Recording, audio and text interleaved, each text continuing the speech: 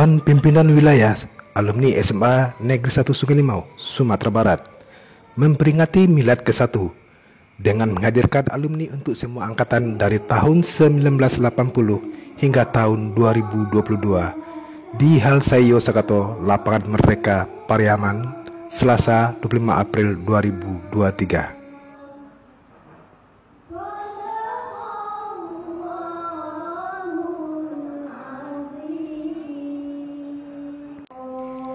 Pengurus DPW Alumni SMA Negeri 1 Sungai Limau terlahir pada 25 April 2022, dikukuhkan langsung oleh Ketua DPP dan segenap pembina dan penasehat alumni sekolah itu. Tepat pada hari ini, DPW alumni tersebut berusia 1 tahun. Di usia yang baru lahir itu, DPW alumni telah banyak berbuat untuk sesama anggota alumni dan sekolah. Program-program yang bersifat sosial telah dirasakan dampaknya oleh anggota DPW alumni SMA 1 tersebut.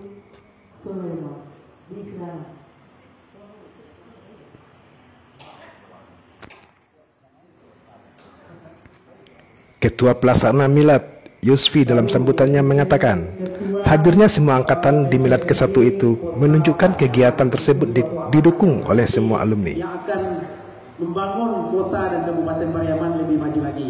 Mudah-mudahan pengurus wilayah. Ketua Umum DPW Alumni Dewi Warman dalam sambutannya mengatakan, kegiatan itu bertujuan untuk menyamakan persepsi dan menyatukan pendapat untuk kebaikan dan kemajuan alumni dan sekolah.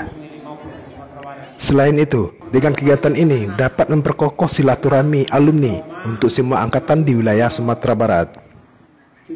Bahkan, kegiatan itu dihadiri oleh tokoh-tokoh perantau sukses yang berasal dari sekolah tersebut, menyatu dalam kegiatan Milad ke-1 DPW Alumni SMA Negeri Sungai Limau. Sementara Ketua DPRD Kota Pariaman, Harpen Agus Beliandi, yang akrab disapa Andika Fer, mengapresiasi seluruh DPW, pengurus dan panitia yang telah dapat menyatukan seluruh alumni yang tersebar di Sumatera Barat.